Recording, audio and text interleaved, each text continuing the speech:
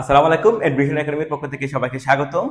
University ভর্তি পরীক্ষার সময় সাধারণত আমরা দেখি সব সময় শব্দ থেকে প্রশ্ন আসে, এটা কি তৎসম শব্দ, এটা অতৎসম শব্দ, এটা তদ্ভব, দেশি বিদেশি এরকম শব্দ নিয়ে জিজ্ঞেস করে, অনেক সময় জিজ্ঞেস করে।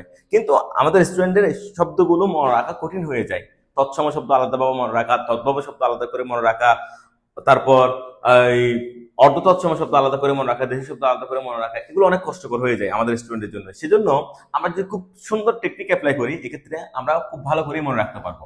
দেখো, প্রথমে তৎসম শব্দগুলো যদি আমরা কি করে দেখি, তাহলে তৎসম শব্দ মূলত সংস্কৃত শব্দ। তো আমরা বইয়ে বিভিন্ন ধরনের রুলস গুলো পড়ি, যেমন মূর্ধন্য থাকলে তৎসম শব্দ, মূর্ধন্য থাকলে তৎসম শব্দ, বিসর্গ সন্ধির মাধ্যমে গঠিত হলে তৎসম শব্দ, সংস্কৃত কৃৎপ্রত্যয় দিয়ে গঠিত হলে তৎসম শব্দ, সংস্কৃত উপসর্গ দিয়ে গঠিত হলে তৎসম শব্দ। এগুলো আমরা সবাই জানি, মুখস্থও করি। কিন্তু কথা হচ্ছে, ইউনিভার্সিটি অ্যাডমিশন টেস্টের সময় এমন কিছু শব্দ দিয়ে ফেলে যেগুলো মূলত এই রুলসের সাথে মিলাতে পারি না আমরা। ওই কিছু শব্দ যে সংস্কৃত থেকে বাংলা ভাষায় আসছে, এরকম কিছু শব্দ আমাদেরকে সবসময় কি করতে বলে, নির্ণয় করতে বলে। আমরা যদি এই অংশটা যদি মুখস্থ করি, অর্থাৎ এই গল্পটা যদি আমরা একটু যদি মুখস্থ করি, তাহলে ইউনিভার্সিটি অ্যাডমিশন টেস্টের সময় যতগুলো তৎসম শব্দ আসবে এমসিকিউ ক্ষেত্রে, আমরা সবটাই খুব ইজি ভাবে উত্তর দিতে পারবো। দেখি আমরা গল্পটা একটু করে বলি।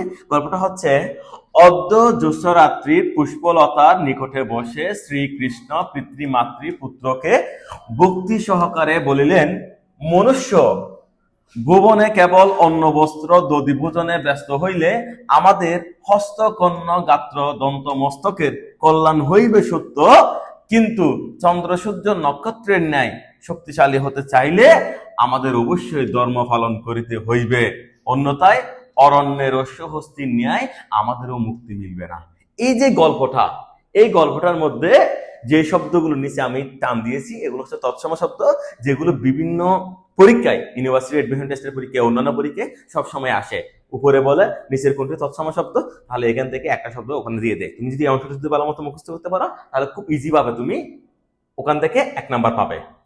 এরপরে অত তৎসম শব্দ, অর্থাৎ যেগুলো সংস্কৃত ভাষা থেকে কিঞ্চিত পরিবর্তন হয়ে, একটুখানি পরিবর্তন হয়ে বাংলা ভাষায় আসছে, সেগুলোকে আমরা বলি অর্ধ তৎসম শব্দ।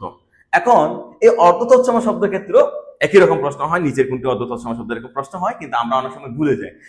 আমরা যদি এই কৌশলটা মনে রাখি, তাহলে আমাদের খুব ইজি ভাবে এইসব শব্দ মনে থাকবে।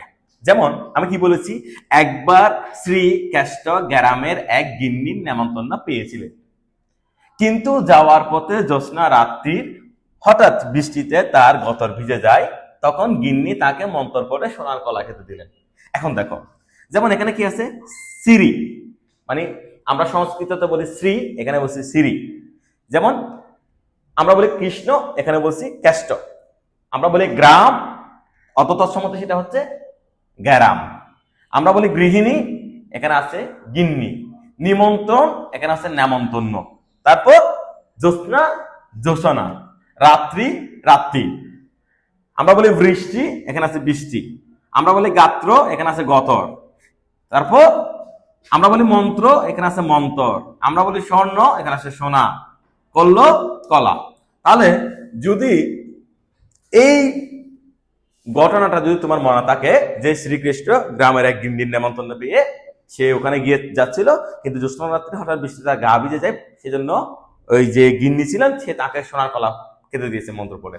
এই গল্পটা যদি তোমার যদি মনে থাকে, তাহলে তুমি অর্ধ তৎসম শব্দ যেভাবেই তোমাকে পরীক্ষা দিক না কেন, তুমি এই শব্দগুলো থেকে অবশ্যই কমন হবে, তোমার খুব ভালো করে মনে থাকবে এগুলো।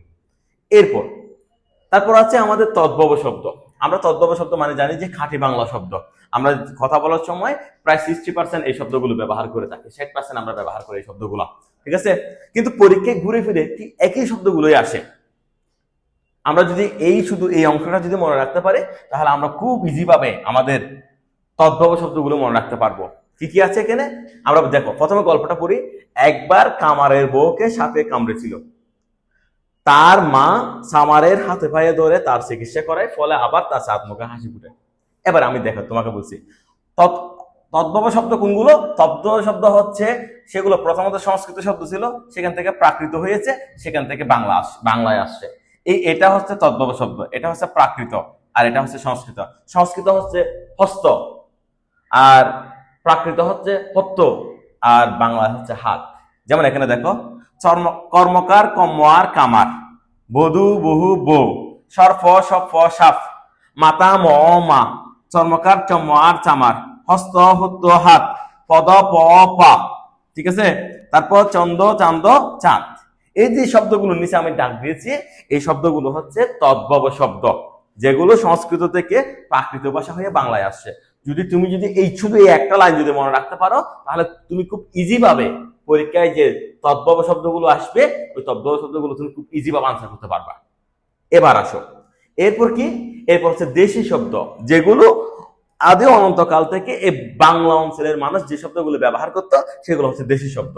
এই দেশি শব্দগুলো আমরা চাইলে খুব ইজি ভাবে মনে রাখতে পারি।